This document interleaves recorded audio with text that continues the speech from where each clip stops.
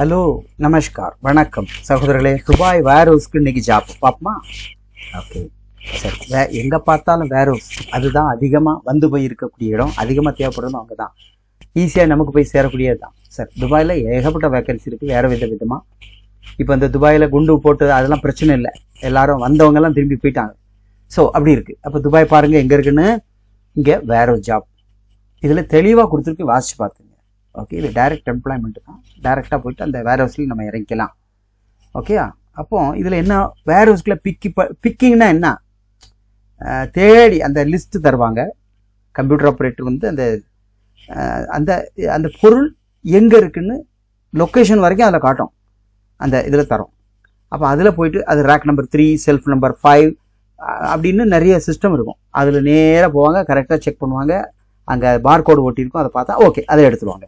அதை கையிலையும் கொண்டுருவாங்க, இல்லை ட்ராலியில் வச்சு ஒன்று ஒன்றா பிக் பண்ணி கொண்டு கொடுப்பாங்க. அது பிக்கர். அப்போ பேக்கிங்னா என்ன, ஏற்கனவே வந்ததை மறுபடியும் டேமேஜ் இருக்கும், அதை ரீபேக் பண்ணுவாங்க.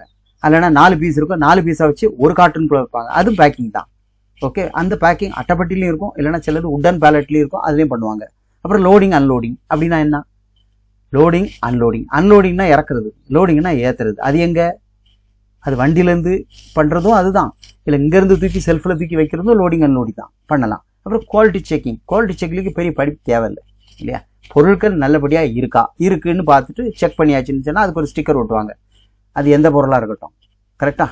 அதுக்கு என்னென்னா அவுட்டரில் ஓப்பன் பண்ணி பார்த்து உள்ளே நல்லா இருக்குது, டேமேஜ் இல்லாமல் இருக்குது அப்படின்னு சொல்லிட்டு மறுபடியும் செக்குடு அப்படின்னு சொல்லிட்டு ஒரு சின்ன ஸ்டிக்கர் ஓட்டுவாங்க.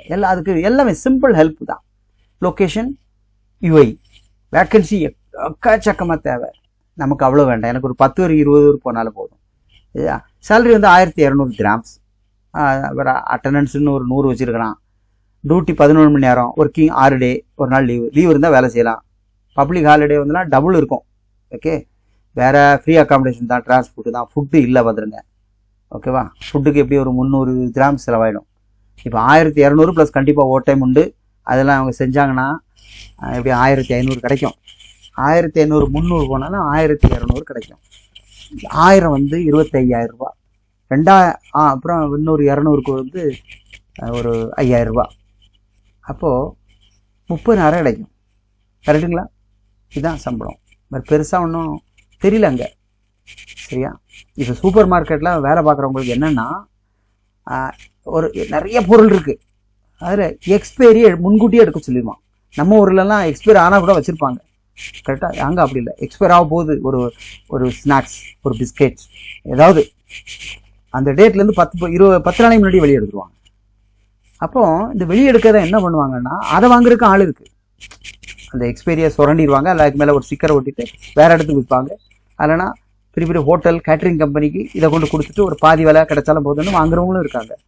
இதெல்லாம் யாருக்கு லாபம்னா அந்த ஒர்க்கர்ஸ்க்கு லாபம். அதை டிப்ஸ் மாதிரி கூட வச்சுக்கலாம். ஏகப்பட்ட அட்டைப்பட்டி, கார்ட்டூன் பாக்ஸ் நிறைய மிச்சம் வரும். அதை விற்றாலே பெரிய காசு. இது வந்து எக்ஸ்ட்ரா இன்கம். பட் இந்த வேர் ஹவுஸில் என்னன்னு தெரியல எனக்கு, ஏன்னா அது அடுத்தவும் பொருள், அதில் நம்ம எடுக்க முடியாது. கரெக்டாக. ஸோ சேலரியை 30,000, இன்னும் மிஞ்சி போனால் ஒரு 30,000 அனுப்பிச்சுடலாம். இதில் செலவாளியாக இருக்கிறாங்க, தோன்னு செலவு பண்ணால் இந்த காசும் வராது. 20,000 தான் வீடு சேரும். இந்த சேலரியை பற்றி நான் கணக்கு உங்களுக்கு சொல்கிறேன், பாருங்கள் எதுன்னு. சீக்கிரம் போயிடலாம். Employment visa. ஓகே, டாக்குமெண்ட் தாங்க, அட்வான்ஸ் இல்லை. பாஸ்போர்ட் நீங்கள் வச்சிங்க, இது பேப்பர் விசா, எம்ப்ளாய்மெண்ட்டுன்னே வரும். இங்கே மெடிக்கலும் முடிக்க வேண்டாம், பாஸ்போர்ட்டை ஸ்டாம்பிங் பண்ண வேண்டாம். ஓகே, உங்களுக்கு கால் இதெல்லாம் யாரும் பண்ணி கால் பண்ண மாட்டாங்க. ஓகே சொன்னால் மினிஸ்ட்ரிக்கு அப்ளை பண்ணுவாங்க. அப்போ நான் பாஸ்போர்ட் வாங்கி வச்சுக்குவேன், அட்வான்ஸ் வாங்க மாட்டேன். பேப்பர் வந்த பிறகு 40,000 கொடுக்கணும். எம்ப்ளாய்மெண்ட்டுக்கு சிலவங்க அப்படி தான் கேட்பாங்க. அப்போ கொடுத்த பிறகு ஒரிஜினல் விசா பேப்பர் வந்துடும். பேப்பர் வந்து மறுநாளே டிக்கெட் போட்டு 1 வே டிக்கெட் தான், போய்கிட்டே இருக்க வேண்டியது தான். ஸோ மீதி காசை நீங்கள் அங்கே போய் அங்கே கொடுத்துடணும். ஓகேவா? அது அவங்க வந்து இறக்கி எடுத்து உள்ளே கொண்டு, அதெல்லாம் 100% எம்ப்ளாய்மெண்ட் விசா. ஸோ இது படித்த பசங்களுக்கு இது ஒர்க் அவுட் ஆகும். கரெக்டுங்களா? தற்காலிகமாக அங்கே இருக்க வேணால் நம்ம இந்த கம்மி பட்ஜெட்டுக்கு 1.5 லட்ச ரூபா ஆகும் எம்ப்ளாய்மெண்ட்டுக்கு. கரெக்டுங்களா? டிக்கெட்டோட சேர்த்து. ஓகே, நன்றி. அடுத்த வீடியோவில் சந்திப்போம். நண்பர்களுக்கு சொல்லுங்கள், எதுனாலும் என்கிட்ட பேசுங்க. ஓகே.